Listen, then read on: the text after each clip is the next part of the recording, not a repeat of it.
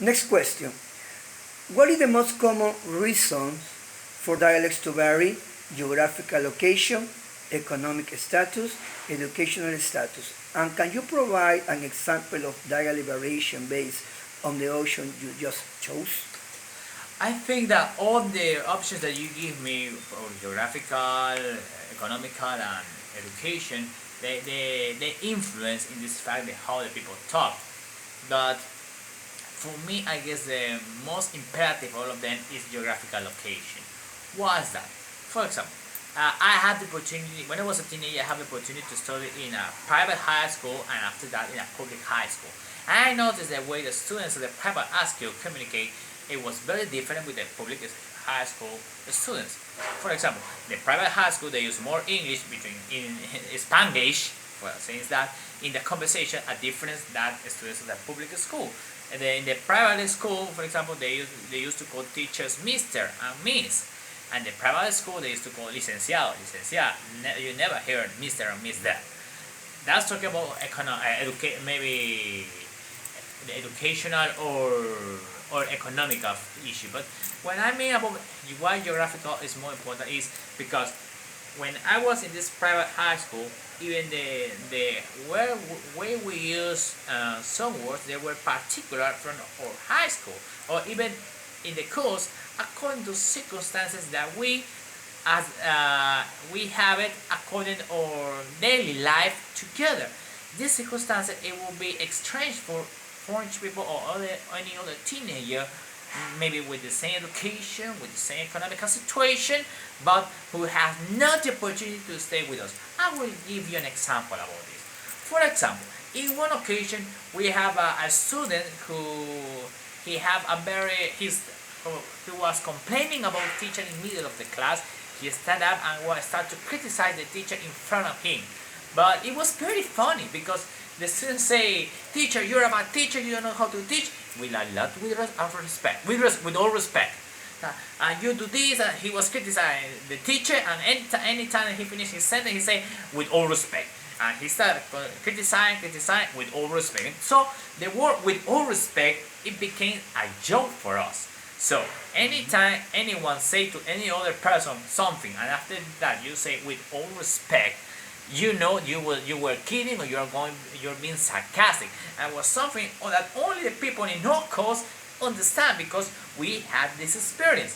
When it came people from other courses, or it will come someone from other school, and to see that and hearing the people say with all respect, then maybe the person will think something totally different because he doesn't know that this word, this expression was part of dialogue of dialect to indicate sarcasm, mock, something totally different that the real meaning is. So I guess it will that as this example I gave about the school, it will be the same about the different places, different countries or regions. For example, each town, each place has its own experience, happen different circumstances, so they have different opportunities to communicate. They create the communication between them vary a lot. We should remember that in the past, for example, the world was not so connected that it used to be right now. That, for example, if you live here in Guayaquil, you want to go to Cuenca, we don't have television, it was not internet. So what happened there? You don't know exactly. It's not so you know that some days before. So the communication was not so well. So for that reason, the expressions vary. For example, right now you can hear some expression from Argentina, from Colombia, and you know what I mean. Because with internet, with TV, with shows, with programs, with other videos, with this kind of program, we have the opportunity to get accustomed to them and to investigate even internet what they mean. But in the past, it was something very very difficult. Okay. Taking into account English language, can you tell me an exact existing difference in regard to pronunciation, spelling, and sentence formation between British and American English? Yes, it's well known that the people say that the Americans destroy the English. But an example I can give you in spelling is with the word favorite and with the word color. For example, in British English, you just spell you spell COLOUR. In English, you don't use the R, the U. You only spell COLOR, color. Okay. In with favorite, it happened the same. FABOURITE in British, and in English is exactly the same without the U. That's like one example that came to my mind this moment. Okay. Taking into account Spanish language, can you tell me existing difference in regard pronunciation, spelling, and sentence formation between coast and Sierra region speaker? There are a lot. For example, we know that the people in the Sierra, for us, the people in the Sierra use more the S when they talk, and for them, we don't use the S so much when we talk.